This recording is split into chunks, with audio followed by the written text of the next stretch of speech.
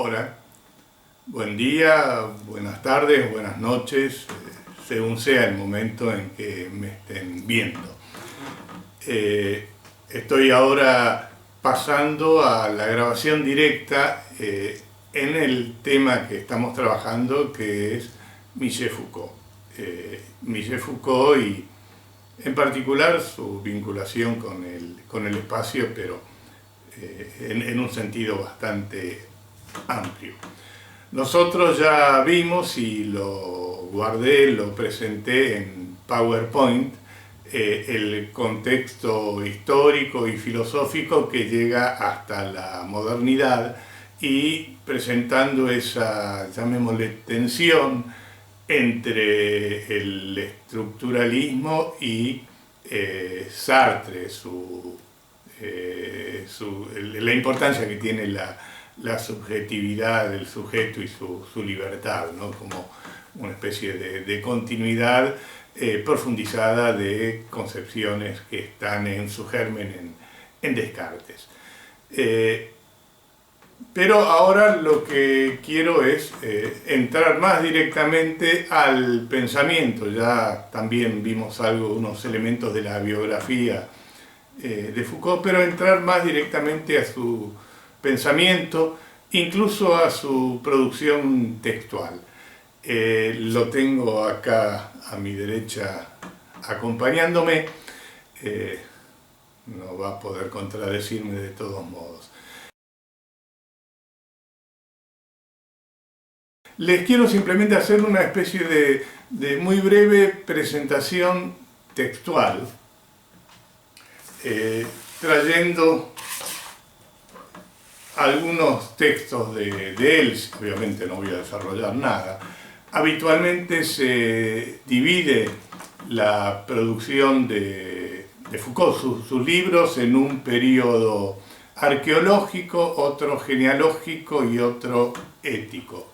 De ese periodo genealógico está Las palabras y las cosas, que fue muy conocido en su momento, es una lectura filosófica de diferentes épocas, no es lo que actualmente se trabaja más o lo que más ha influenciado.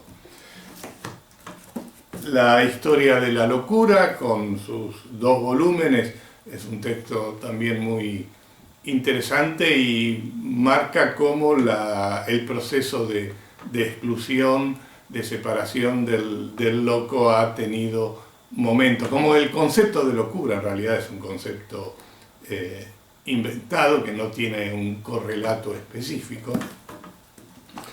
El nacimiento de la clínica habla sobre el poder médico, cómo se generaliza, cómo se amplía, cómo se distribuye. Y la arqueología del saber, que es un texto fuertemente conceptual y que, podemos decir que cierra este primer periodo arqueológico.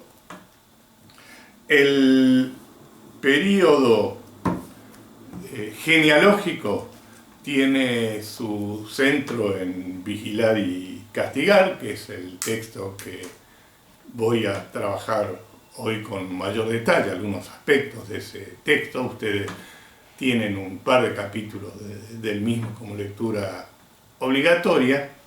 Y el primer tomo de la historia de la sexualidad, La voluntad de saber, que se vincula con esa estrategia de lo genealógico y de lo disciplinario. Y por último, dentro de lo que Foucault publicó en vida como libros, estos 2 textos de la historia de la sexualidad continúa con el mismo título del número 1, pero cambia radicalmente el enfoque, centrado en la ética y en la sexualidad de griegos y romanos, pero no es una historia de la sexualidad en términos posiciones, de placeres en sentido más corporal estrictamente, ¿no? Sino que son lecturas de época. El banquete de Platón tiene un análisis excelente en este tema, que es el uso de los placeres, que es el segundo volumen, y el tercero, la inquietud de sí. Salvo un par de libritos del inicio, incluso publicados cuando no era conocido, que no lo tengo acá en la colección, como ha sido lo que él ha publicado estrictamente. Tenemos, sin embargo, estos 4 gruesos volúmenes, los dichos y escritos, publicados en francés, que dan cuenta de artículos, entrevistas, conferencias que dio efectivamente Foucault, que permitió en tanto tal que en vida se hicieran conocidos. En muchos casos están como libritos separados, de una conferencia se ha hecho un libro, pero que, diríamos, resumen, ¿no? Ahí resumirían lo que Foucault dio a conocer estrictamente por voluntad propia de su producción. De hecho, él había pedido que no se publique nada más que él no haya autorizado en vida. Eso durante un tiempo pareció que iba a cumplirse, pero había mucho material de Foucault que tenía que ver con sus clases, en particular en el Collège de France, que estaban registradas en buena medida con distintas grabaciones. También se mantenían los textos que él había utilizado para dar clases, y que, podríamos decir, contra su opinión, pero sabemos que los muertos no pueden revelarse directamente, están acá presentes. Creo que me falta incluso alguna, tendría que revisar, y confieso que no todos los he leído en detalle, pero dan cuenta de, digamos, la importancia contemporánea de Foucault. A partir de estos textos, por ejemplo, se ha puesto el acento en el tema de la biopolítica, que estaba comentado muy brevemente en el primer tomo de la historia de la sexualidad, pero que a partir de sus clases ha adquirido una enorme relevancia y ha entrado a formar entonces parte de las conceptualizaciones contemporáneas. Foucault vivió de 1926 a 1984, ¿no? Hace 36 años que falleció, ¿no? ¿No? Sí, creo que está bien el cálculo. Pero vemos que es un autor contemporáneo. Por lo menos ha interesado, por lo menos en términos bibliográficos, en términos literarios, en términos de escritura, ha seguido interesando. Este texto, por ejemplo, es Historia de la Sexualidad 4, un texto que él no publicó, no lo autorizó a publicar, aunque estaba avanzado en su escritura, y que, es más, no sería parte de las lecciones que él dio. Tenemos una visita acá que vamos a pedirle que se retire amablemente, que él no publicó, pero que es del año pasado, con lo cual vemos claramente esa contemporaneidad de Foucault. Por supuesto que todos esos volúmenes entran en esto y muchísimos más, ¿no? en un ebook. Pero la diferencia con el objeto, obviamente, por lo menos en algunos casos, forma parte de un interés generacional, ¿no? Prefiero tratar yo con objetos, es muy insistente. Es la gata. Y por último, bueno, acá presento, la tesis mía en Michel Foucault y la visoespacialidad, lo llamé análisis y derivaciones porque, bueno, fue un autor, o es un autor que me ha interesado lo suficiente para trabajar con él.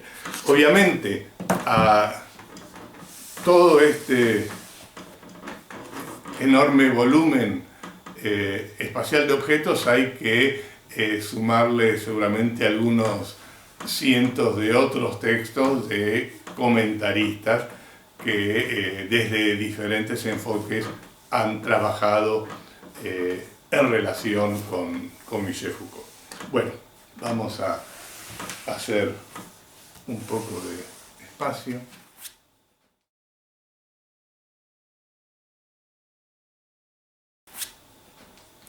Y vamos a ir yendo a nuestro tema. Es decir, nuestro tema es trabajar con las ideas de Foucault, pero en particular en relación con este texto que es Vigilar y castigar, la génesis de la prisión, en donde va a aparecer el tema de lo disciplinario, el tema del panóptico y el panoptismo, que probablemente varios de ustedes lo conozcan o por lo menos hayan oído hablar.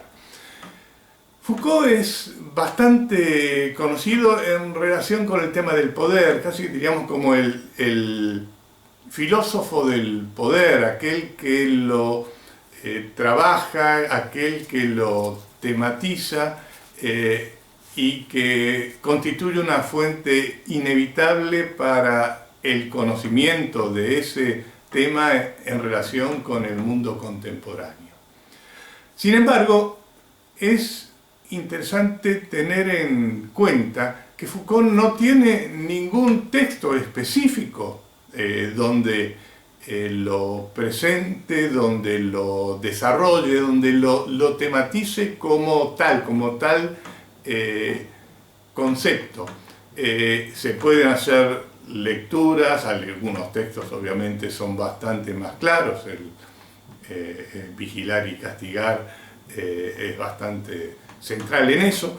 Hay conferencias, hay discusiones sobre el tema, pero no hay algo así como un tratado de Foucault sobre el poder, no hay una definición que cierre el tema acabadamente. Les leo, por ejemplo, una definición de poder que está en la historia de sexualidad primera, en el capítulo Método, en la página 113, que dice: el poder no es una institución, no es una estructura, no es cierta potencia de la que algunos estarían dotados.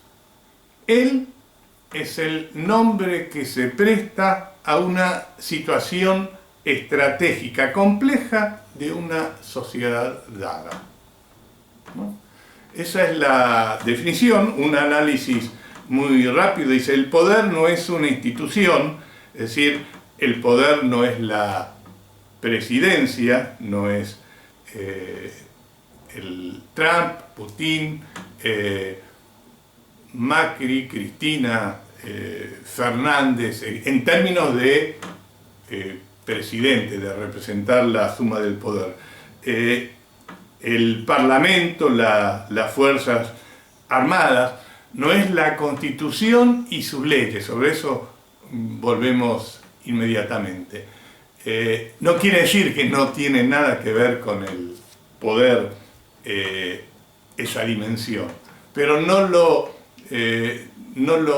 explica acabadamente. No lo explica acabadamente. Dice también, no es cierta estructura, no es una estructura. O sea, la idea de estructura tiene más que ver con visiones del marxismo, no es el capitalismo financiero, no es la vieja, llamamos, oligarquía terrateniente, no es el poder militar, no es lo que se llama también como el poder sindical, no es el campo, por poner referentes locales.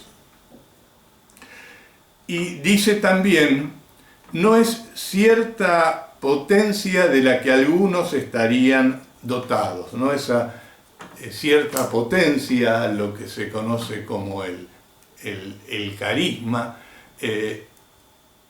podríamos ponerlo a Hitler, Mussolini, Gandhi, Perón,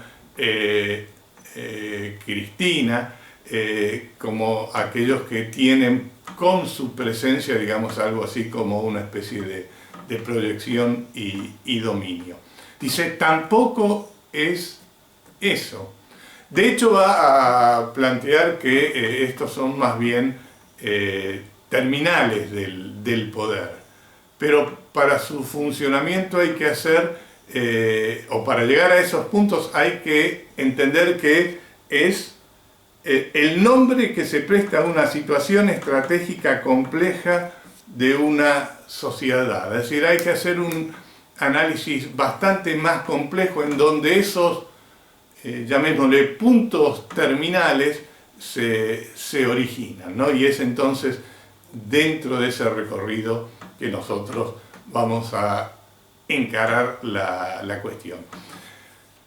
La palabra poder es una palabra que convoca muchos significados, es, como diríamos, como la palabra sexo, abre a mundos realmente muy complejos. Uno podría pensar, ¿no? Algo así como lo que decía San Agustín del tiempo, decía San Agustín, si no me preguntan qué es el tiempo, lo sé. Si no me lo preguntan. Y si me lo preguntan, no lo sé. Es decir, no lo puedo explicar. Algo así pasaría con esta cuestión del poder. Pero la idea es tratar de acercarnos a la concepción de Foucault e incluso ver, como dije recién, sus proyecciones o los aspectos espaciales que tiene esa problemática. Y un modo posible de acercarnos es tener en cuenta el aspecto jurídico que está dentro de lo que sería la primera perspectiva, la idea del poder como una institución. Es decir, tradicionalmente se entiende que el poder se transmite mediante las normas jurídicas. Al que mata le corresponden de 8 a 25 años de prisión. Al que roba le pueden confiscar sus propiedades. El que desobedece, no sé, las normas de cuarentena puede ser castigado con tal o cual cuestión. Es decir, hay una ley, hay una prohibición y hay una penalidad o hay un castigo que está allí puesto en juego. Esa sería, digamos, la estructura básica de la armazón jurídica. Hay entonces una orden, hacer o no hacer esto, y un castigo a aquel que la desobedece. Pero así planteada la cuestión, podríamos decir, bueno, ¿y cuál es la diferencia que hay entre que venga alguien y me ponga un revólver en la cabeza y me diga, me das todo tu dinero o te mato, ¿no? Es decir, hay una orden también y un castigo si yo no cumplo con esa orden. La forma sería más o menos la misma. La explicación tradicional que se da dentro de esta perspectiva es lo que se conoce como la pirámide jurídica de Kelsen, para que se entienda esto un poco más. A ver, hay una, yo no, digamos, no se puede estacionar en el lado, por decir así, puedo equivocarme, ¿no? En el lado izquierdo de las avenidas, en ningún momento, ¿no? Pongamos que eso es así. Está prohibido estacionar, porque si se lo hace voy a recibir una multa, un castigo. ¿Por qué debo obedecer ese mandato que está ligado a un castigo? Porque ese mandato viene del gobierno de la ciudad, del Consejo de los legisladores de la ciudad de Buenos Aires, por ejemplo, ¿no? Pero ¿y por qué tengo que obedecer a lo que digan los legisladores de la ciudad de Buenos Aires? Porque hay una ley superior que determina que tengo que obedecer lo que digan los legisladores o el gobierno de la ciudad. ¿Y por qué tengo que obedecer esa ley superior que viene del poder legislativo? Es decir, los legisladores estarían habilitados para que el gobierno de la ciudad dé esas normas jurídicas, ¿no? Porque los legisladores están autorizados para dar las leyes que habiliten a los grados inferiores a dictar normas. Digo, para que se vaya entendiendo, ¿no? ¿Y por qué hay que obedecer a esa norma que dan los legisladores? Bueno, porque hay una instancia superior que es la Constitución. Y hay un mandato que es obedecerás a la Constitución. Es un mandato, diríamos, de carácter absoluto. Pero, ¿qué es lo que quiero decir con esto? Quiero decir que acá hay algo así como una especie de estructura piramidal del poder, se abre mucho más, está bastante más compleja, que parte desde una norma originaria y que implica que las instancias inferiores también deben ser obedecidas, ¿no? Entonces, esa estructura piramidal es justamente ligada al Estado, ligada al derecho que tiene el Estado de dar leyes y normas, lo que me obliga a obedecer. Pero, ¿dónde entra Foucault? Foucault, y podemos plantear acá, introduce la idea de lo que podemos llamar micropoderes.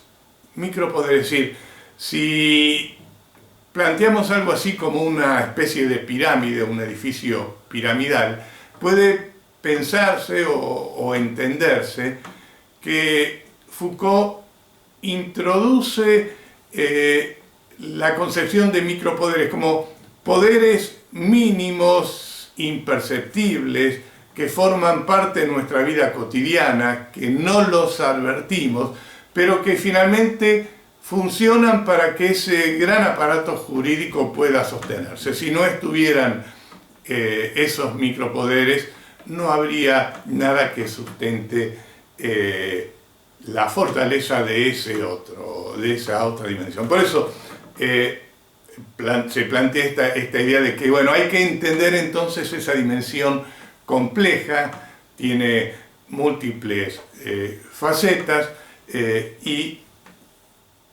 en su derivación entonces va a constituir ese modelo más generalizado. Entonces lo que nosotros vamos a hacer ahora es comenzar a trabajar con el texto Vigilar y Castigar como referencia para entender algo que va más allá del texto. El texto se llama Vigilar y castigar, nacimiento de la prisión, pero lo que vamos a tratar de presentar, lo que vamos a estar acá analizando en realidad va a ser la génesis de la llamada sociedad disciplinaria. En ese sentido, entonces, vamos a trabajar con un texto que dice más que lo que el título nos está planteando.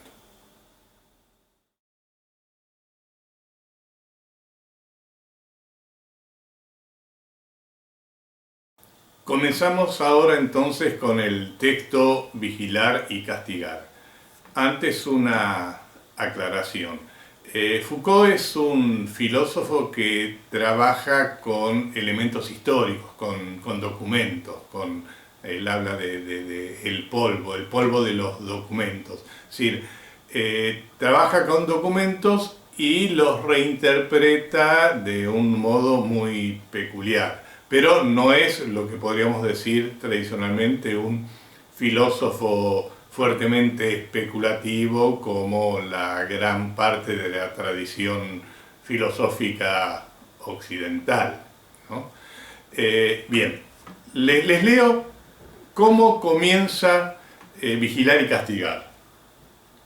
El título que tiene es El cuerpo de los condenados y cita documentos. Dice así: Damiens fue condenado el 2 de marzo de 1757 a pública retractación ante la puerta principal de la iglesia de París, a donde debía ser llevado y conducido en una carreta, desnudo, en camisa, con una hacha de cera encendida de 2 libras de peso en la mano.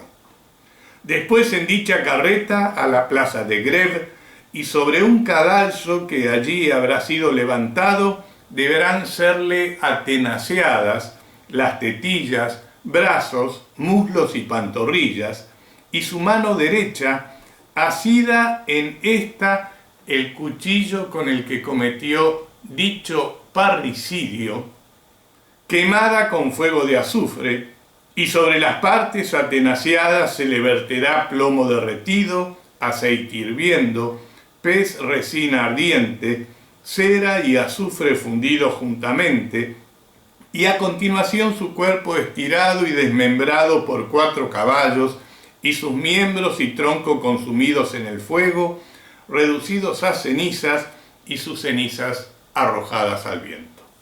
Finalmente se le descuartizó, refiere la Gaceta de Ámsterdam.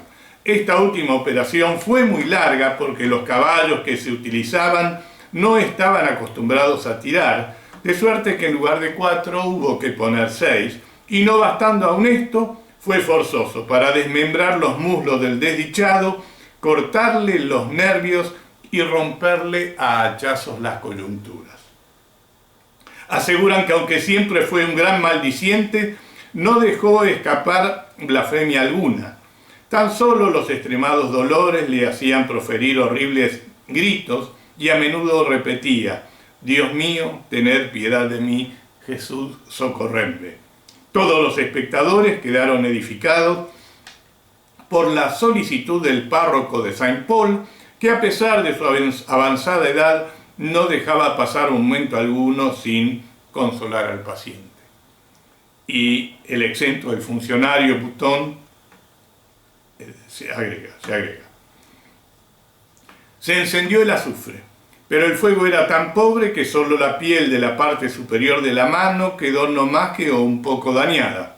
A continuación, un ayudante arremangado por encima de los codos tomó unas tenazas de acero hechas para el caso, largas de 1,5 pies aproximadamente, y le atenaceó primero la pantorrilla de la pierna derecha, después el muslo. De ahí pasó a las 2 mollas del brazo derecho y a continuación a las tetillas. A este oficial, aunque fuerte y robusto, Le costó mucho trabajo arrancar los trozos de carne que tomaba con las tenazas 2 y 3 veces del mismo lado, retorciendo, y lo que sacaba en cada porción dejaba una llaga del tamaño de un escudo de 6 libras. Después de estos atenazamientos, Damies, que gritaba mucho aunque sin maldecir, levantaba la cabeza y se miraba. El mismo atenaciador tomó con una cuchara de hierro del caldero mezcla hirviendo, la cual vertió en abundancia sobre cada llaga. A continuación, ataron con soguilla las cuerdas destinadas al tiro de los caballos y después se amarraron aquellas a cada miembro a lo largo de los muslos, piernas y brazos. La descripción continúa 2 carillas más. Yo la corto porque puede haber mucha sensibilidad del otro lado y quisiera que continúen escuchando la clase y no renuncien justamente por esta descripción. Dejo esas 2 carillas y cómo continúa el texto. Dice Foucault, 3/4 de siglo más tarde, he aquí el reglamento redactado por Léon Faucher para la Casa de Jóvenes Delincuentes de París. Y volvemos entonces a documentos. Artículo 17, no es el reglamento de la Casa de Jóvenes Delincuentes. Artículo 17, la jornada de los presos comenzará a las 6 de la mañana en invierno y a las 5 en verano. El trabajo durará 9 horas diarias en toda estación. Se consagrarán 2 horas al día a la enseñanza. El trabajo y la jornada terminarán a las 9 en invierno y a las 8 en verano. Artículo 18. Comienzo de la jornada. Al primer redoble de tambor, los presos deben levantarse y vestirse en silencio, mientras el vigilante abre las puertas de las celdas. Al segundo redoble, deben estar en pie y hacer su cama. Al tercero, se colocan en fila para ir a la capilla donde se reza la oración de la mañana. Entre redoble y redoble hay un intervalo de 5 minutos. Artículo 19, lo salteo. Artículo 20, trabajo. A las 6 menos cuarto en verano y a las 7 menos cuarto en invierno, bajan los presos al patio donde deben lavarse las manos y la cara y recibir la primera distribución de pan. Inmediatamente después se forman por talleres y marchan al trabajo, que debe comenzar a las 6 en verano y a las 7 en invierno. Artículo 21 trata sobre la comida, lo salteo. Artículo 22 dice escuela. A las 11 menos 20, al redoble del tambor, se forman las filas y se entra en la escuela por divisiones. La clase dura 2 horas, empleadas alternativamente en la lectura, la escritura, el dibujo lineal y el cálculo. Viene el 23, 24, 25, 26, 27 y voy al último artículo 28. A las 7:30 en verano y a las 8:30 en invierno, los presos deben hallarse en sus celdas. Después de lavarse las manos y de haber pasado la inspección de las ropas hecha en los patios. Al primer redoble de tambor, desnudarse, y al segundo, acostarse. Se cierran las puertas de las celdas y los vigilantes hacen la ronda por los corredores para cerciorarse del orden y del silencio. Esta es la introducción del texto que plantea, digamos, 2 documentos distintos. La pregunta acá es, ¿qué tienen esos 2 textos en común? ¿Qué tienen esos 2 textos de diferente? Y lo que tienen de común es justamente el sujeto al que se están refiriendo. En el primero, lo vemos claramente cuando dice atado el hacha de cera en la mano, donde está el cuchillo con el que cometió dicho parricidio. Es decir, cometió un delito. Sabemos que es un delincuente. En el segundo caso tenemos un reglamento muy preciso y nos dice que es el reglamento de la Casa de Jóvenes Delincuentes. Es decir, en uno y en otro caso sabemos que estamos tratando de delincuentes. Pero ¿cuál es la diferencia? En el primer caso vemos que hay un suplicio. De hecho lo va a llamar así. Hay un ensañamiento corporal extraordinario, hasta sus elementos mínimos, y que terminan en la muerte del delincuente. En el segundo caso, ¿qué es lo que vemos?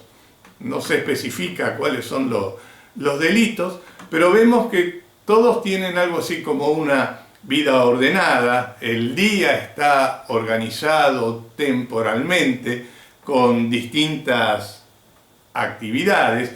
Esas actividades no tienen para nada el centramiento en el dolor o en el sufrimiento del condenado, y si no fuera por eso casi podríamos relacionarlo con una vida cotidiana de alguien que fuera libre. Está el horario para la alimentación, el horario para el trabajo, el horario para la escuela, para la formación. Es decir, el día está organizado en toda una serie de actividades. El sufrimiento como tal no es parte de la pena de aquellos que sabemos que cometieron un delito.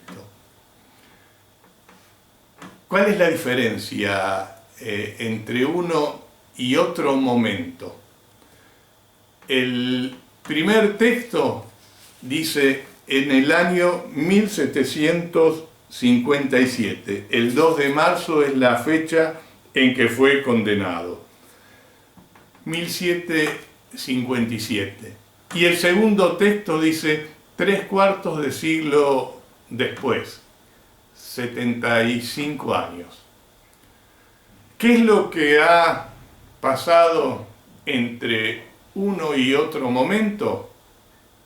La Revolución Francesa. La Revolución Francesa ha finalizado la monarquía. Es esa ruptura temporal la que nos da la clave de comprensión. Foucault no es alguien que hace una lectura progresista del devenir de la humanidad, pero esa lectura progresista en principio estaría accesible y presente en forma inmediata.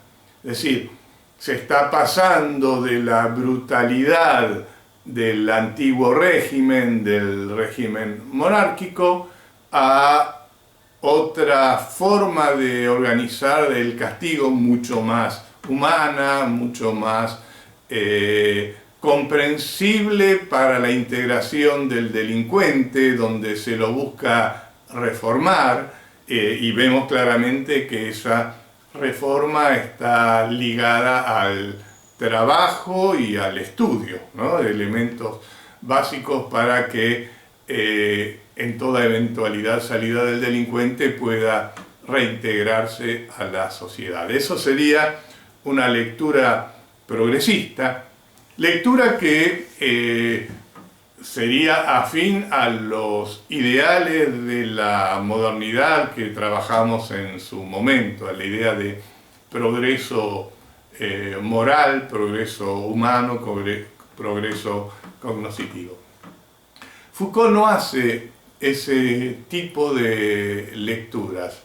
Foucault lo que entiende es que hay en uno y otro caso tecnologías políticas diferentes. No hay estrictamente un progreso, sino que hay que entender a qué responde una y otra tecnología política de lo que podríamos llamar el castigo. Va a trabajar en distintos aspectos de los escritos de Foucault esta distinción entre lo que sería un poder monárquico, un poder de soberanía y un poder disciplinario ligado en buena medida también al desarrollo de la sociedad liberal. ¿Por qué hace este tipo de lecturas o qué entiende del poder monárquico? Dice, bueno, en el poder monárquico todo delito que se comete, parricidio o lo que sea, finalmente se caracteriza por ser un atentado contra el monarca. Recuerden esa frase de Luis XIV, el Estado soy yo. Todo aquel que comete un delito está enfrentándose al monarca. ¿Y el monarca qué hace? Justamente expresa todo su poder, todo su potencial en ese castigo. Castigo que tiene ¿qué característica? Que es principalmente público. Está la idea de un espectáculo. El pueblo, la población concurre a esos castigos, los puede observar. Y en esa observación ve ese arte del dolor multiplicado al infinito. El monarca está mostrando qué es lo que le puede ocurrir a aquel que se enfrenta a él, ¿no? Hay una lógica política precisa, ¿no? En ese sentido está esa comprensión del suplicio, ¿no? Esa idea del espectáculo. Mientras que el segundo momento va a tener entonces con el surgimiento de la sociedad disciplinaria una lógica distinta que ahora vamos a ver con más detalle. Entre uno y otro momento, dijimos recién, está la Revolución Francesa. La Revolución Francesa, ¿qué tenía? Sabemos de la forma de castigo que tuvo, que en principio tenía su dimensión de espectacularidad, pero en donde el sufrimiento per se ya no era parte de la pena porque el método de castigo era la guillotina, ¿no? La guillotina de la que se dice tiene la abstracción de la ley. No se busca el sufrimiento, se busca eliminar aquel cuerpo que aparece como nocivo para la sociedad, ¿no? Recuerden Guillotín, que se dice que inventó la guillotina, en realidad es un invento anterior, incluso aparecería en los ingleses, pero la guillotina tiene esa idea, dice ese ligero frescor sobre el cuello, una imagen irónica que termina eliminando el cuerpo indeseado, el cuerpo perjudicial.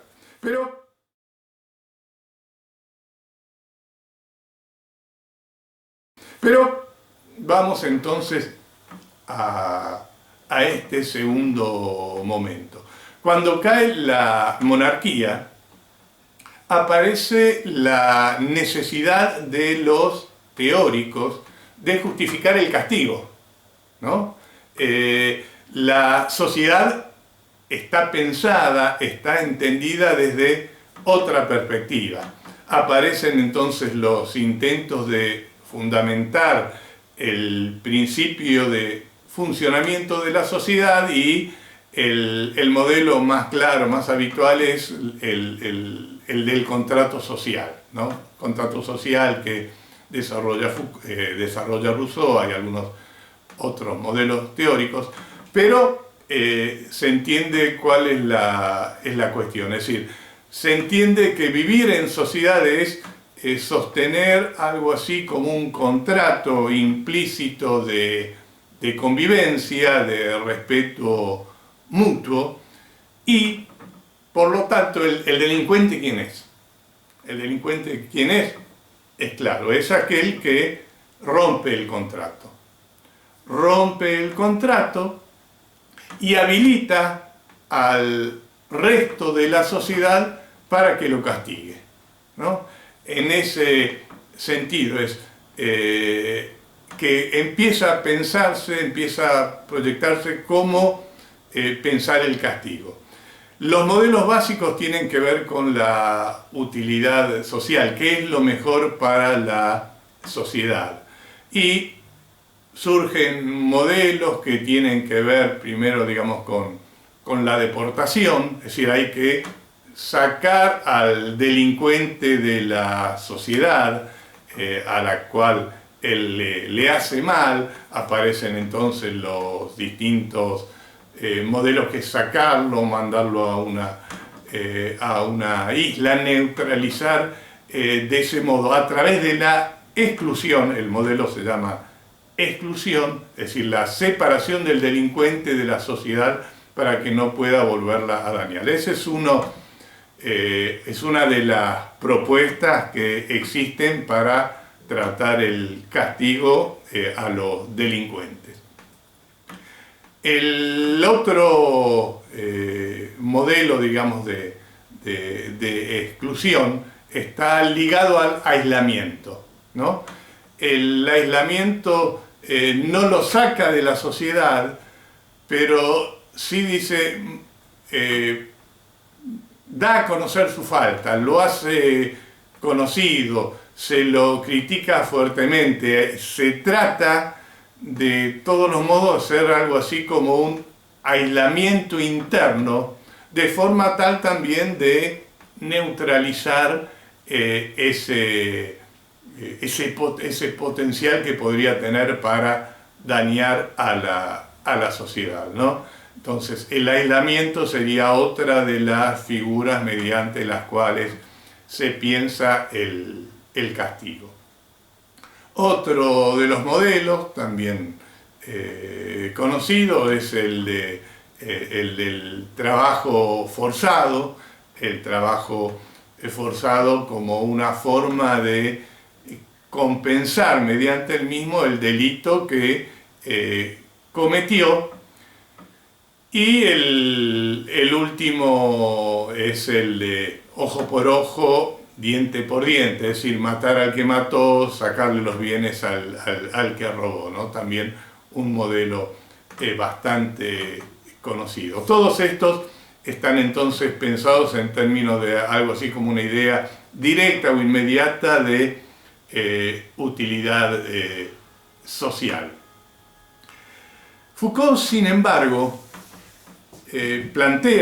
encuentra que todas estas propuestas dieron vuelta en el territorio teórico, fueron aplicadas, pero fueron aplicadas en forma muy limitada, y lo que aparece surgiendo, y dice casi sin fundamento teórico, es la prisión, ¿no?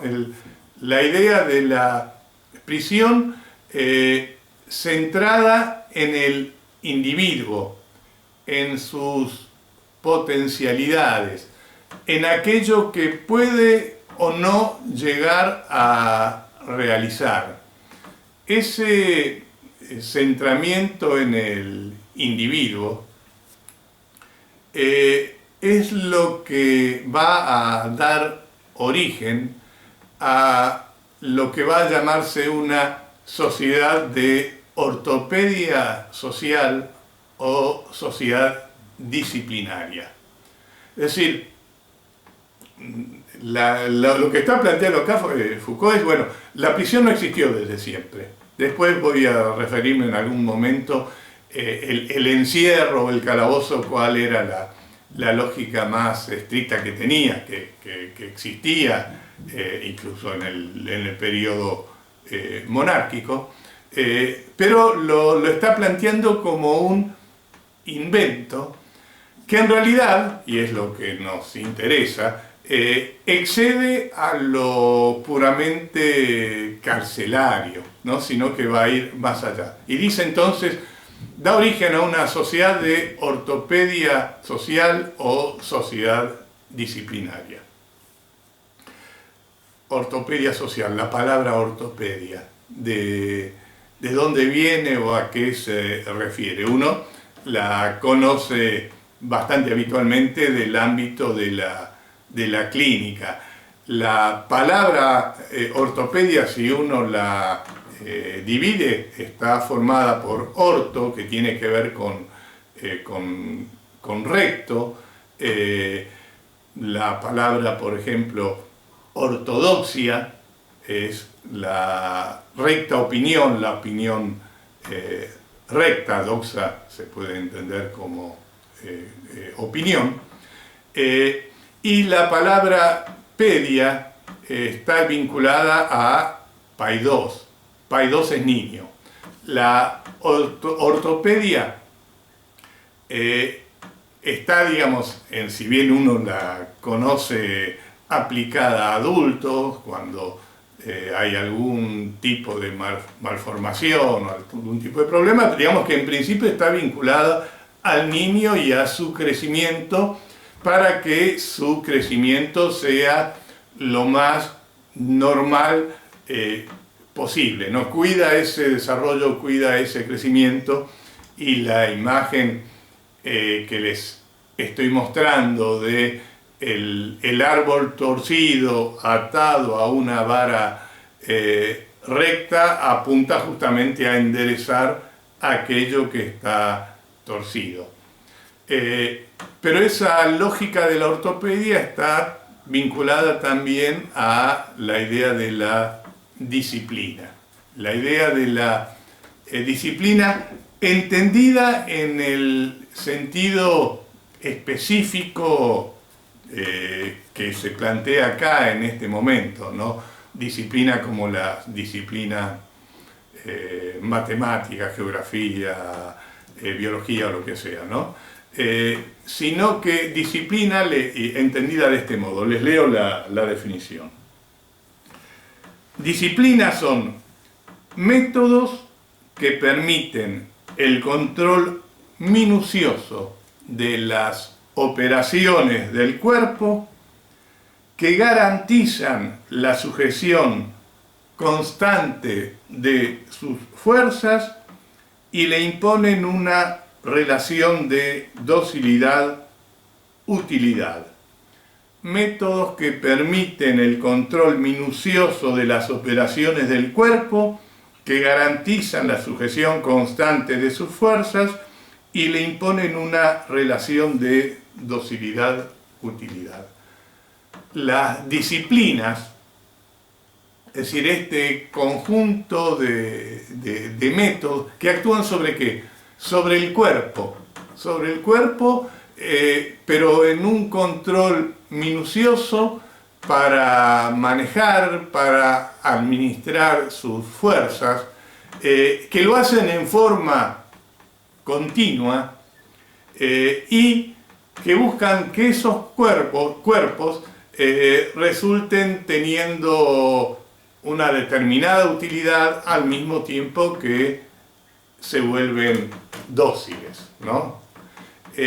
Esas disciplinas con ese centramiento en esos métodos es lo que vamos a desarrollar ahora. Es decir, y esos métodos tienen que ver con lo que había planteado antes como los micropoderes, ¿no? Como poderes que actúan sobre elementos mínimos dirigidos a construir modos de ser, tipos de conducta específica.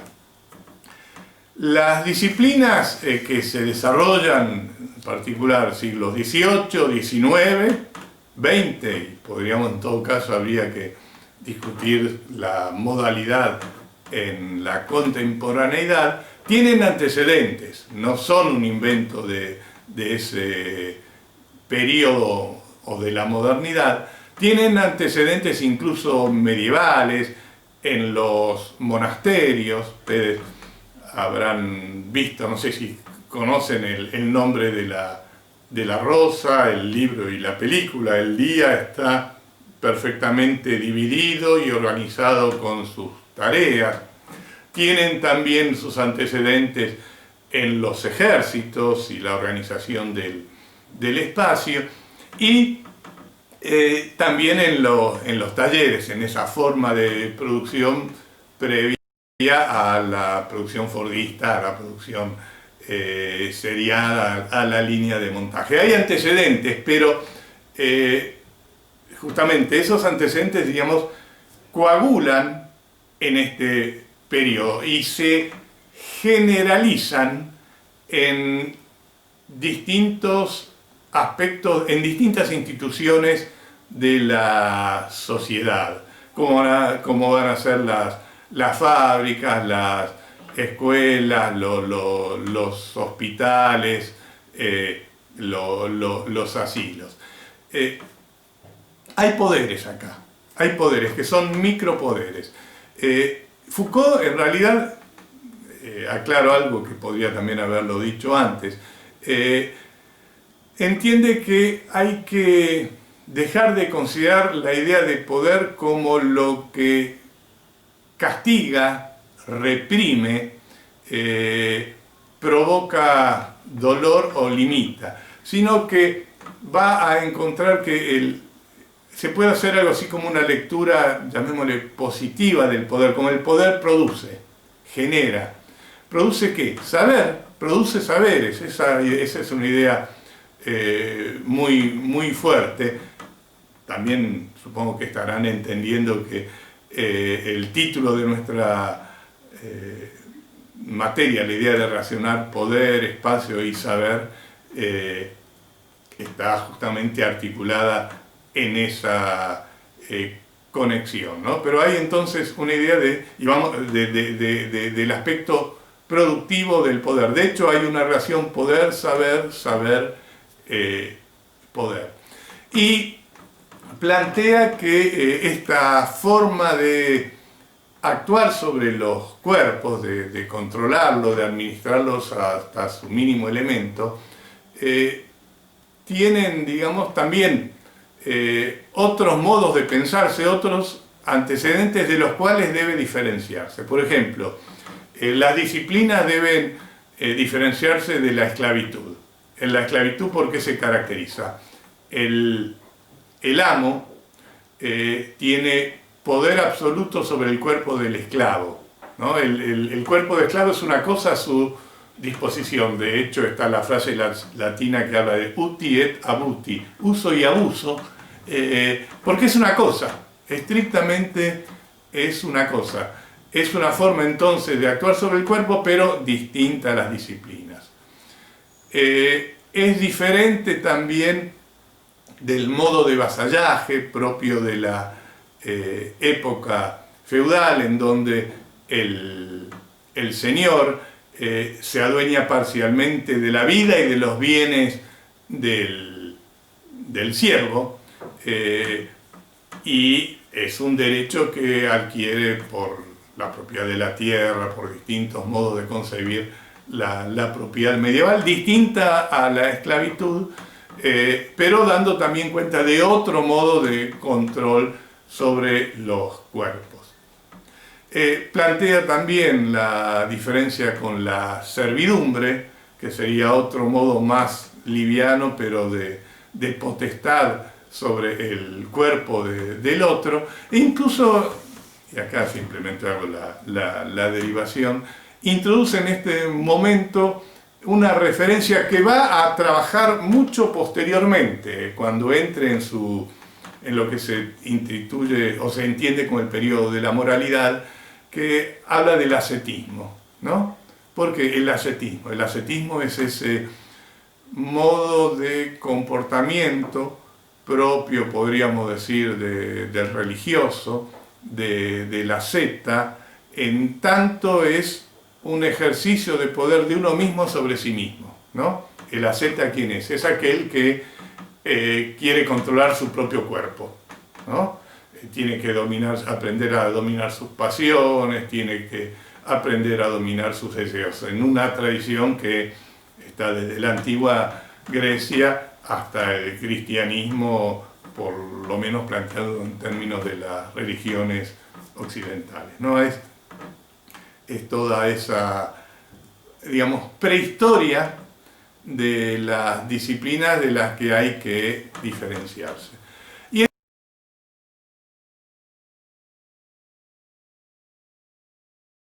entonces, dirigido ahora a las disciplinas en el modo contemporáneo, en el modo moderno, en la fecha que yo ya indiqué, encuentra que hay distintos tipos de principios. Podemos decir, dividirlos más sencillamente, principios o modos de actuar de las disciplinas. Podemos decir, las disciplinas en tanto actúan sobre el espacio y sobre el tiempo.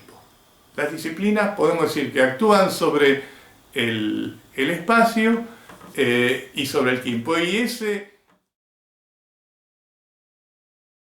ese control entonces sobre el espacio es lo que va a llamar el arte de las distribuciones.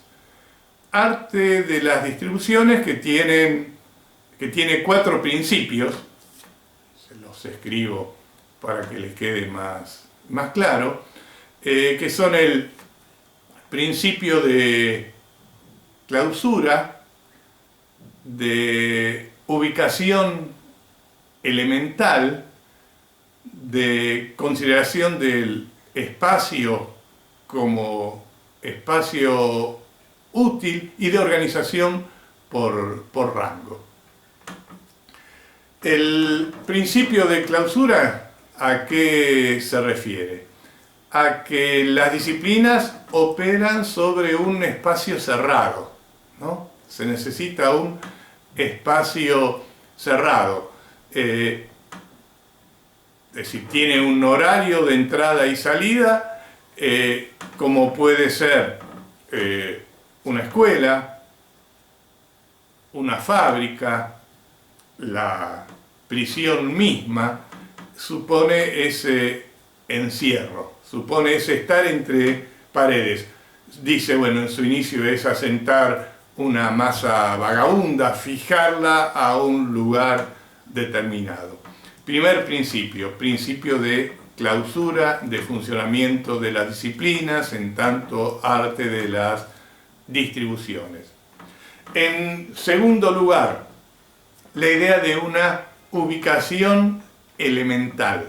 Ubicación elemental que hace referencia a un individuo en cada espacio, un espacio para cada individuo. Hay que identificar fácilmente a cada uno de los individuos. Se los ubica en un lugar fijo, tienen que estar allí. Piensen, por ejemplo, en las escuelas. Obviamente el modelo escolar se acerca más al tradicional, que era del pupitre fijo, pero que sí, igual vigente, porque sea por hábito o sea por normativa, habitualmente uno se sienta en el mismo lugar, incluso uno, esa idea del hábito uno lo verifica en la misma institución universitaria, en donde si bien uno puede ubicarse en una clase en el lugar donde quiera, es bastante habitual, por no decir casi totalmente frecuente, que hay lugares donde cada uno va y se sienta siempre. Los otros respetan ese lugar y uno no se sitúa en otros lugares, aunque haya otros lugares disponibles. Eso es bastante interesante para entenderlo. La lógica de esta ubicación elemental permite ver rápidamente ausencias, presencias, contactos entre ellos, pero es en la escuela, se da en la fábrica, se da en el hospital, se da en la cárcel, es decir, está esa necesaria ubicación. La tercer característica, el tercer principio es que ese espacio sea un espacio útil. Útil entendido como, ¿de qué modo? Bueno, tiene que estar pasando algo. Algo tiene que ocurrir que justifique esa ubicación.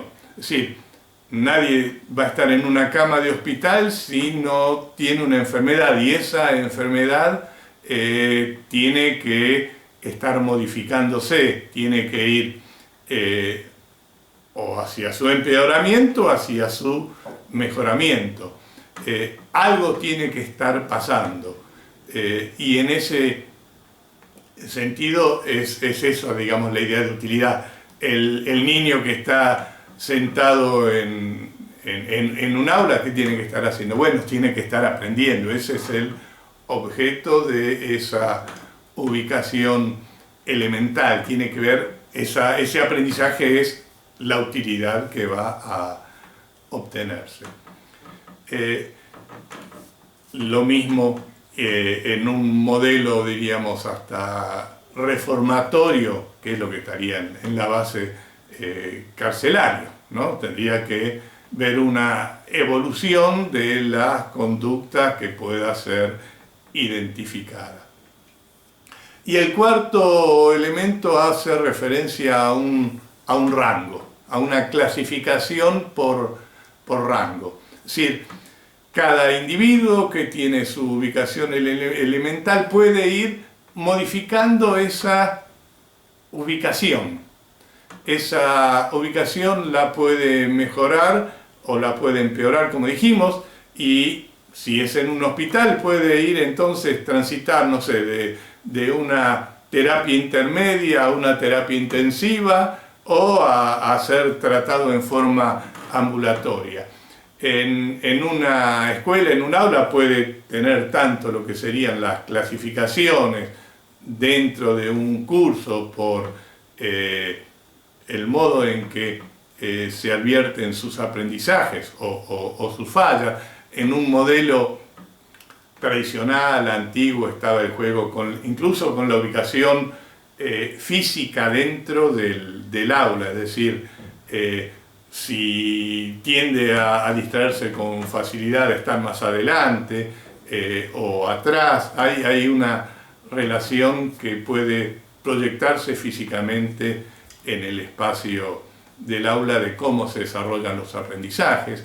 El comportamiento de un preso puede acelerar su salida o pasar hacia celdas de alta seguridad si es alguien que puede perturbar o perturba concretamente con sus acciones. Entonces está esa idea de rango. De hecho, en las escuelas, por lo menos yo recuerdo en mi infancia, que incluso estaban las calificaciones, pero sobre eso, digamos, cuadro de honor, quise decir, sobre eso volveremos luego. Entonces, vemos que hay toda una dimensión espacial de los individuos que apuntan a ¿qué? A clasificarlos, organizarlos, ver sus aptitudes, ver sus capacidades. Eso entonces en relación con lo que podemos llamar el arte de las distribuciones.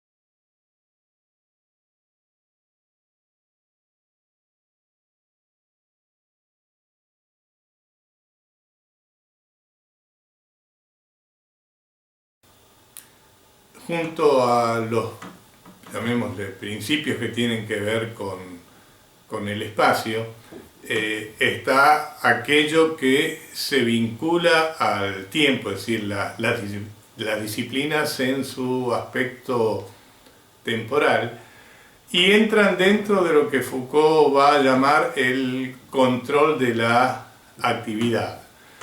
Ese control de la actividad él lo va a dividir en 5 principios. El primero entonces es el que tiene que ver con lo que llama el empleo del tiempo, ¿no? Ahí como específicamente, hay 2 puntos que son con la palabra tiempo, ¿no? El empleo del tiempo, que supone en organizar el tiempo, dividirlo, poner actividad en cada uno de esos momentos de la jornada diaria, por ejemplo. ¿Qué es lo que vimos en el reglamento de la Casa de Jóvenes Delincuentes? Donde cada momento del día está organizado en relación con una actividad, ¿no? Esto es muy claro, uno puede pensarlo también en una escuela primaria o secundaria, donde están pautadas perfectamente las actividades que hay que hacer, incluso los tiempos para el recreo. Pero se pueden proyectar a distintas actividades contemporáneas. El segundo punto es lo que llama la división temporal del acto, es decir, se tiene en cuenta el cuerpo, sus articulaciones. Ejemplifica con el tema del ejército, con el ejemplo del soldado. Es un ejemplo que a él le va a venir bien y lo va a retomar, pero por ejemplo con la marcha del soldado, ¿no? Como movimientos que están específicamente pautados en términos de su duración, del tipo de paso que tiene que dar, la dirección. El cuerpo está articulado como una máquina, es decir, una máquina a la que se puede adiestrar perfectamente. Esa idea de los ejércitos, creo que Federico II, me acuerdo en este momento la cita que da, asiste a la marcha de su ejército y uno de sus acompañantes le hace notar lo maravilloso de la precisión de los movimientos, y el otro dice, sí, pero respiran, como si la respiración fuese el pequeño ruido que hace en esa perfección de la sincronía absoluta del ejército, un ejército prusiano como el modelo de ejército marchando. El tercer punto es la correlación cuerpo-gesto, y me quiero detener acá un poco más porque posiblemente sea bastante más familiar a ustedes esto que está diciendo, en tanto toma un ejemplo de esa correlación entre el gesto y el cuerpo, que es la realización de la buena letra, ¿no? Es decir, la buena letra no es resultado de una especie de característica personal particular, sino que tiene que ser el resultado de un ejercicio y de un hábito adquirido. Obviamente los hábitos se adquieren a través de la práctica, a través de la reiteración. Fíjense qué es lo que dice Foucault, mejor dicho, qué es lo que dice a partir de los reglamentos que él lee. Dice, una buena letra, por ejemplo, supone una gimnasia, toda una rutina cuyo código riguroso domina el cuerpo por entero, desde la punta del pie a la yema del dedo índice. Y para ello hay que tener, y cita, el cuerpo derecho, un poco vuelto y libre del lado izquierdo, y un tanto inclinado hacia adelante, de suerte que, estando apoyado el codo sobre la mesa, la barbilla pueda apoyarse en el puño, a menos que el alcance de la vista no lo permita. ¿Ven? Esta es la distancia adecuada para escribir. Por supuesto que si uno tiene problemas oculares, no tiene los anteojos correspondientes, ahí esa normativa cambia. La pierna izquierda debe estar un poco más delante bajo la mesa que la derecha. Hay que dejar una distancia de 2 dedos entre el cuerpo y la mesa, porque no solo se escribe con más rapidez, sino que nada hay más perjudicial para la salud como contraer el hábito de apoyar el estómago contra la mesa, ¿no? Vemos ahí también esa aclaración de salud, que aquellos que sean un poco o muy obesos difícilmente puedan cumplir, pero estamos buscando una idea de escritura correcta. La parte del brazo izquierdo, desde el codo hasta la mano, debe estar colocada sobre la mesa. El brazo derecho ha de estar alejado del cuerpo unos 3 dedos y sobresalir casi 5 dedos de la mesa sobre la cual debe apoyarse ligeramente. Y termina la cita: el maestro hará conocer a los escolares la postura que deben adoptar para escribir y la corregirá, ya sea por señas o de otro modo, cuando se aparten de ella. Ese de otro modo se pueden imaginar, obviamente ese otro modo ya no sería parte de la enseñanza correcta, la varilla, el palo o la regla de madera, para pegar o enderezar a aquellos que no la tienen a la posición adecuada. En el siglo pasado sin duda se aplicaba bastante frecuentemente, pero ven, aparece acá el tema de la posición correcta para la escritura. La pregunta es: ¿y por qué? Es decir, ¿es simplemente una obligación por la obligación misma? La buena letra es un requisito necesario para el desarrollo de la sociedad, aunque parezca algo mínimo, y tengan en cuenta esa idea de los micropoderes, a trabajar sobre lo mismo. No solo está el tema de la ortografía, ¿no? Piensen en la necesidad de escribir bien por cuestiones sociales o por lo que ustedes quieran, pero piensen que el que está escribiendo es un técnico, ¿no? Y él se confunde, si no escribe bien los números, se confunde no sé, un 5 con un 9, un 7 con un 1. Piensen en planos, piensen en datos que tienen que ser transmitidos en forma fielmente y que un error puede ocasionar un desastre en el territorio técnico. De hecho, si hay algunos de ustedes que hicieron colegio técnico, probablemente hayan tenido, y es muy antigua su utilización, un cuadernillo que era el Calitecno. Cali es la palabra que tiene que ver con bello, ¿no?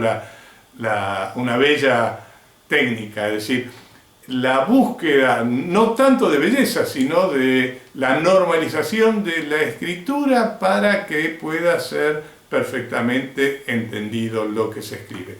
En buena medida hoy hay formatos ya fijos con las computadoras que reemplazan esa necesidad de la buena letra.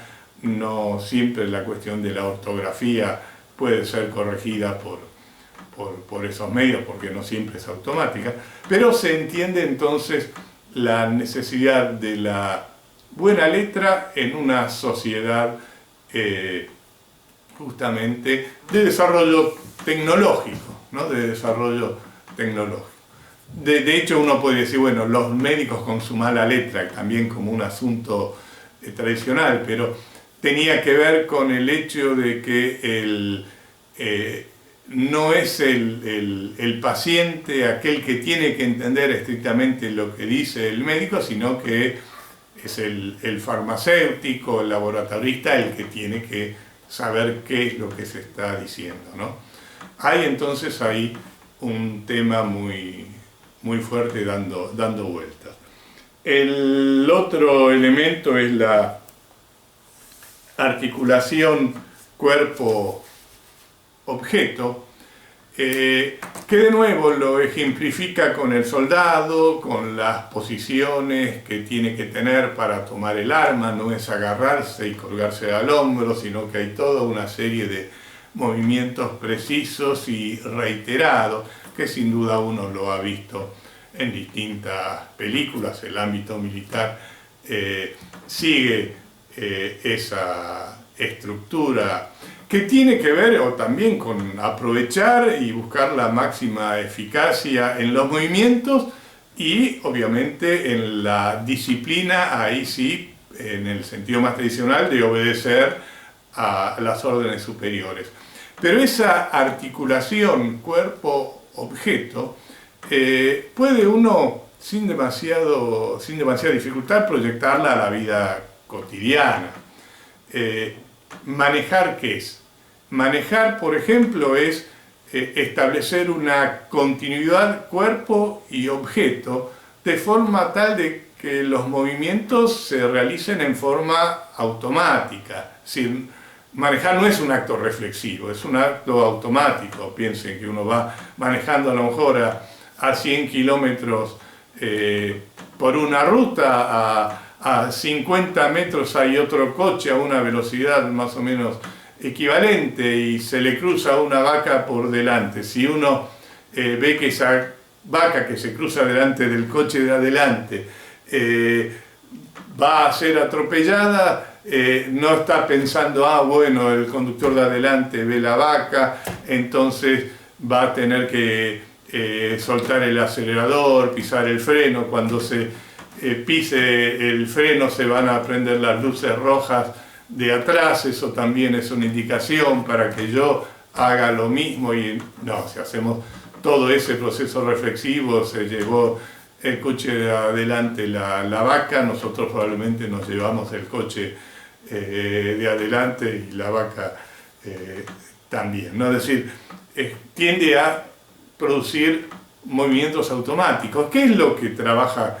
Y en la facultad se trabaja de arquitectura, todo el tema de la ergonomía, la continuidad, que es la destreza que se adquiere en relación con el objeto y como se sabe con los celulares, con las pantallas, con los teclados, se busca facilitar y lograr la máxima fluidez posible en esa cuestión. Cuarto punto, y el quinto punto es la idea de una utilización exhaustiva del tiempo, ¿no?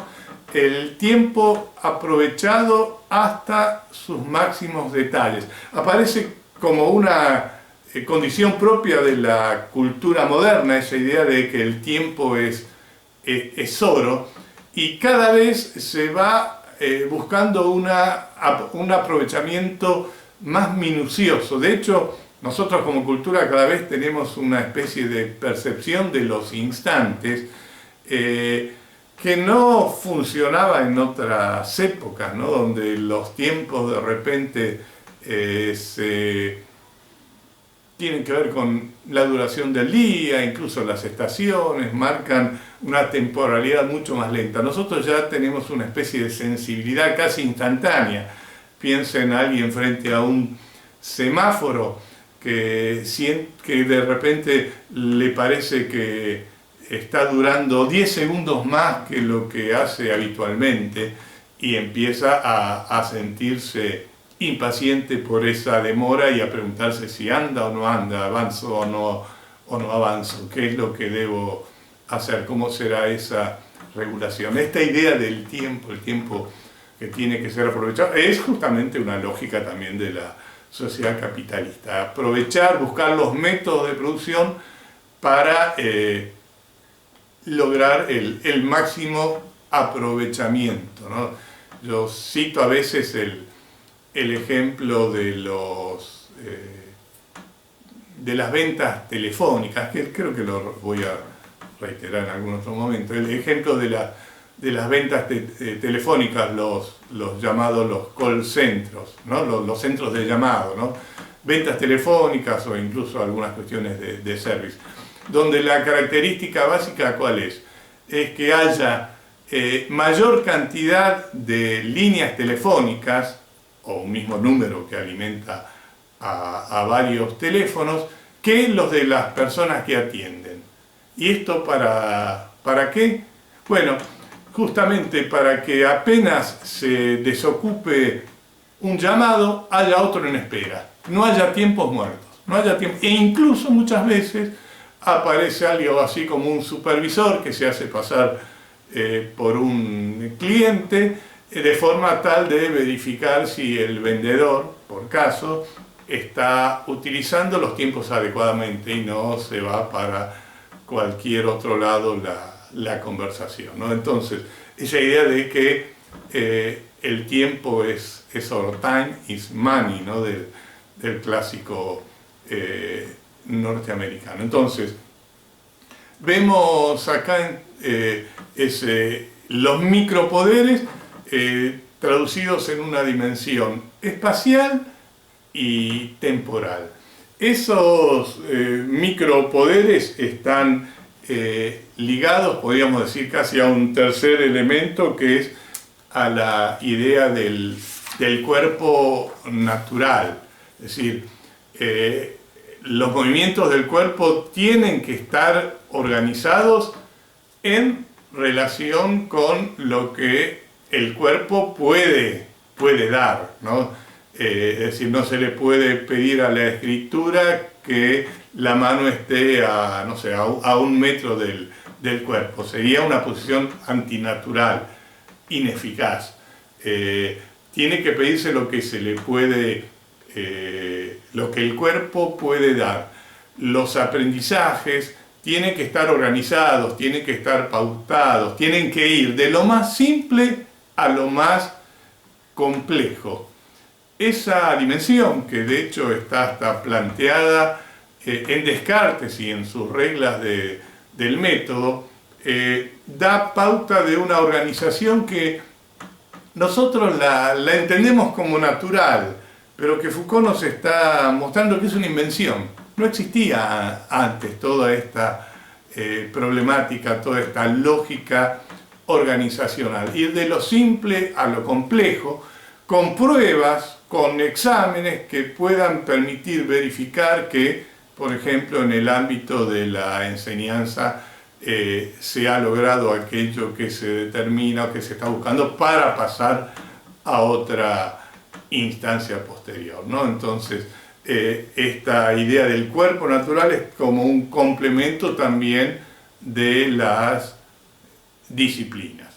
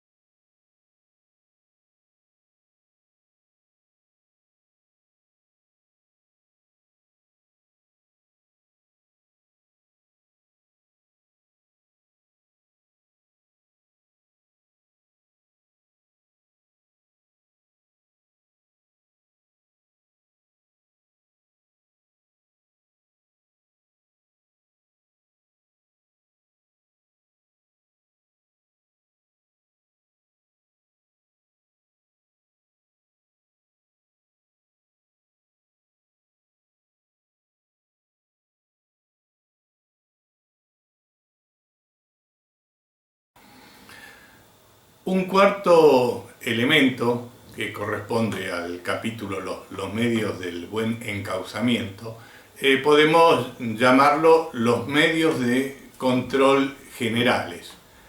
Y en particular, el punto principal es la idea de una vigilancia jerárquica. Esta idea de la vigilancia es la que se va a desarrollar más, es la más tradicional dentro de la lectura de este texto de Vigilar y Castigar. La vamos a ver, digamos, inmediatamente en relación con el panoptismo. Pero planteemos entonces las características generales. Y lo propio de la sociedad disciplinaria, a diferencia de la sociedad real, a diferencia de la sociedad en donde era el rey el poder, y el poder es lo que tenía que ser visto, ¿no? Piensen en Francia, en el rey Sol, en Versalles, en toda la magnificencia y el ceremonial ligado a la figura del rey. Acá estamos en un contexto en donde en realidad el poder es un poder que ve sin ser visto. Esa es la característica. Hay algo así como una inversión de la mirada frente al fasto del poder real. Y ese poder que vigila supone el trabajo con estrategias mínimas, con elementos mínimos, pero que al mismo tiempo son enormemente productivos para organizar y vigilar a los individuos. A mí siempre me llamó la atención, fíjense, el texto este que les voy a leer, y que dice así, que lo tienen, está en la página 177 y 178 de Vigilar y Castigar, y dice así: como la escuela edificio debe ser un operador de encauzamiento de la conducta. Es una máquina pedagógica que París-Duvernet había concebido en la escuela militar y hasta en los ínfimos detalles. Educar cuerpos vigorosos, imperativo de salud. Obtener oficiales competentes, imperativo de calidad.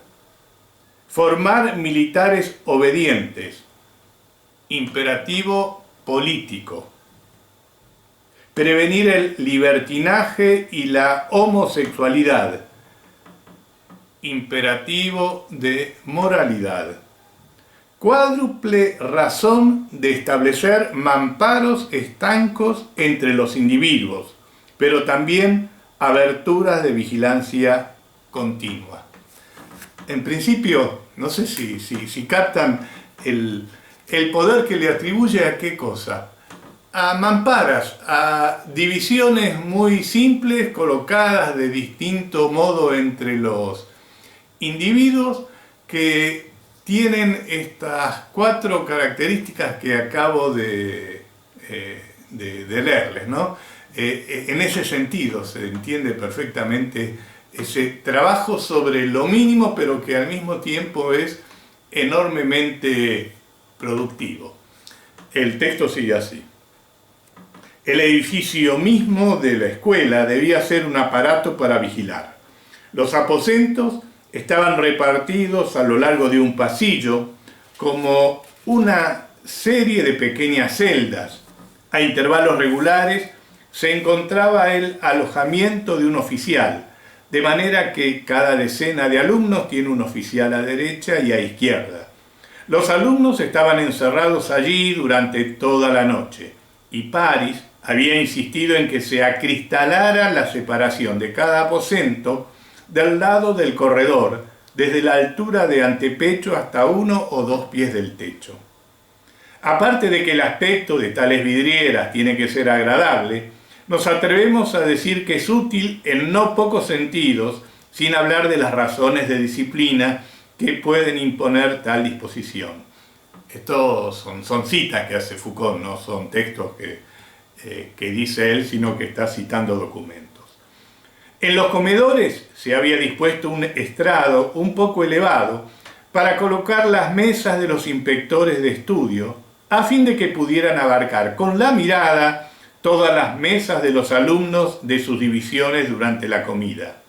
Se habían instalado letrinas con medias puertas, con objeto de que el vigilante encargado pudiera distinguir la cabeza y las piernas de los alumnos, pero con separaciones laterales lo bastante altas para que los que las ocupaban no pudieran verse.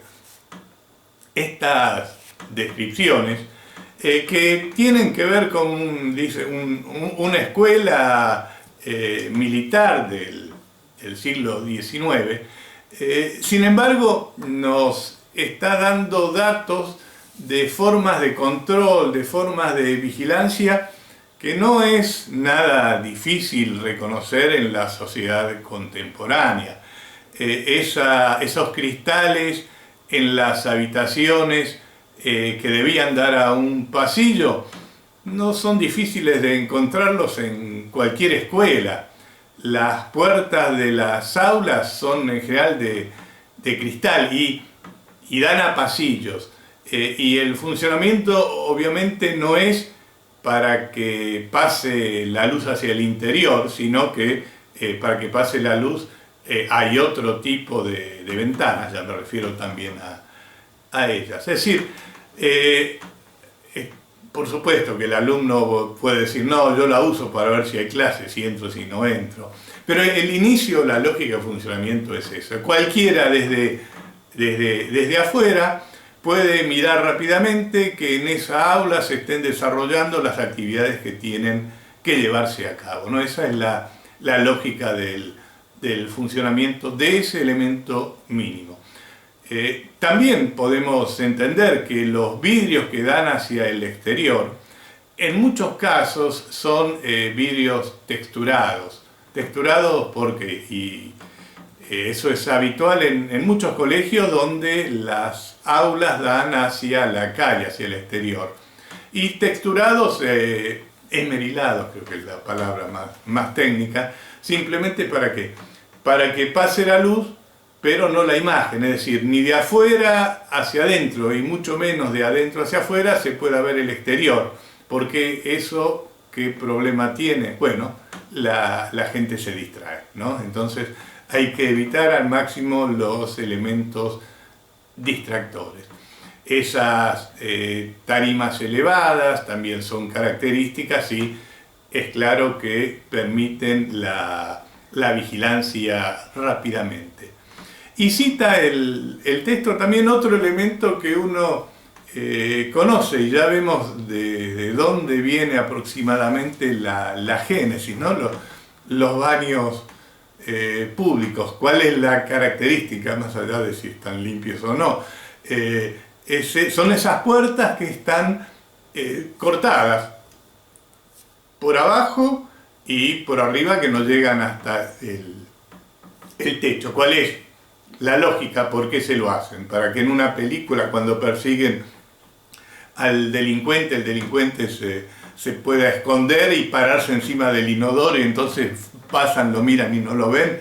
Bueno, como sea, es esa la lógica que está funcionando, es decir, verificar que no se estén llevando a cabo actividades que no sean las apropiadas para ese espacio. Entonces, vemos toda esa serie de elementos mínimos que podrían ejercerse. Obviamente, hoy en día, en muchos casos, funcionan ese sistema de vigilancia jerárquica funciona de otro modo, con otras estrategias, sin dejar las anteriores, igual aparece como multiplicado. Hoy vivimos en un mundo de cámaras por todos lados, ¿no? Es decir, la idea de sentirse continuamente vigilado, que es justamente lo que el panóptico va a radicalizar. Idea de vigilancia jerárquica, entonces, como modo de comportamiento general, pero junto a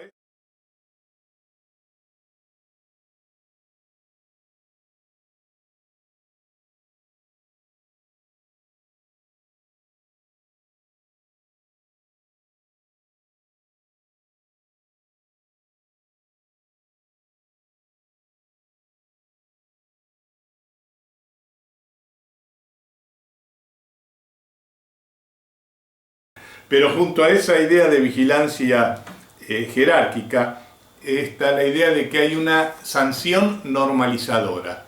Es decir, aquel que no cumple con las normas puede ser castigado. Los castigos son castigos leves, no son estrictamente físicos o ligeramente físicos en todo caso. ¿Y qué se penaliza? Problemas con el tiempo, las ausencias, las llegadas tardes, en el modo de ser, el ser descortés, el responder inadecuadamente o el no estar prestando atención. Digo por poner el ejemplo de la escuela que por lo menos Carlos y yo vivimos y que ustedes sin duda deben conocer, si no directamente, por lo menos por sus padres, es decir, la escuela de las amonestaciones. Son infrapenalidades, son muy pequeñas, pero tienen un efecto acumulativo y tienden a hacer o inducir conductas apropiadas. Incluso cita Foucault que junto a esas penalidades también están las gratificaciones. Es decir, hay también algo así como pequeños premios. Pequeños premios que tienen que ver con el cumplimiento adecuado de lo que las normas indican. Pequeños premios como pueden ser los cuadros de honores. Uno puede pensar en el empleado del mes, por ejemplo, en cobrar o no el presentismo. Son formas de premiación que lo que tratan es de reforzar aquello que se considera positivo.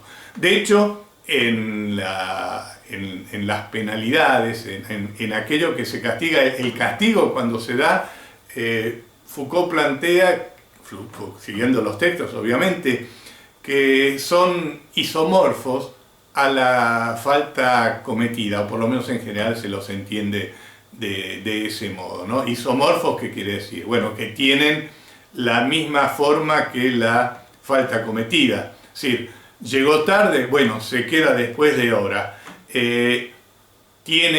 Escribió mal la palabra, tiene faltas de ortografía, que la escriba 10, 20, 50 veces, ¿no? Estrategias, no sé si hoy en día en las escuelas eso sigue funcionando, pero está en la idea de la repetición, como habíamos hablado antes con el ejemplo del calitegno, no como un castigo, pero sí como la formación de una práctica correcta de la forma de la letra. Acá podríamos decir que cuando la falla es de la ortografía, tiene que ver el castigo con la forma de la repetición, para que quede claro. O aquel que no le sale el ejercicio de gimnasia, bueno, repetirlo hasta que le salga, ¿no? Es esa idea de la falta isomorfa.